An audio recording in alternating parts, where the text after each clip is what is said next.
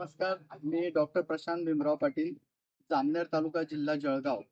आज या ठिकाणी पृथ्वीराज स्लरी या कंपनीचे आपण जीवामृत टँक या ठिकाणी इन्स्टॉल केलेला आहे आणि आतापर्यंत आम्ही या ठिकाणी पारंपरिक पद्धतीने जीवामृत तयार करायचो आणि त्यामध्ये खूप हॅरेसमेंट व्हायची.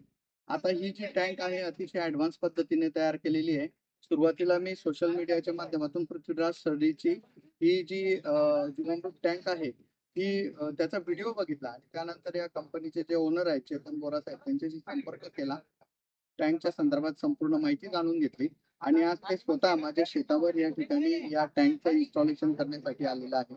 मित्रांनो, खूप चांगली ही टँक आम्हाला वाटली. यामध्ये मॅन हँडलिंग कमी आहे आणि अतिशय चांगल्या पद्धतीने म्हणजे वरच्या बाजूला तुम्हाला शेणाचे पाणी असेल, बेसन पिठाचं पाणी असेल, गुळाचं पाणी असेल, हे सगळं टाकून त्या ठिकाणी वॉल दिलेले आहे. त्याने पाणी टाकायचंय, 4 दिवस फोडतंय. तिथून तर इथपर्यंत फिल्ट्रेशन होतं आणि त्यानंतर आपल्याला 5व्या दिवशी अतिशय नितळ पाण्यासारखं जीवामृत त्या ठिकाणी मिळतंय. ते जीवामृत पाणी तुम्ही आपल्या फर्टिगेशन टँकच्या माध्यमातून डायरेक्ट शेताला देऊ शकता. त्यामध्ये कुठल्याही प्रकारचं ठिबकचं चोकिंग वगैरे येण्याचे कुठलेही चान्सेस नाहीये.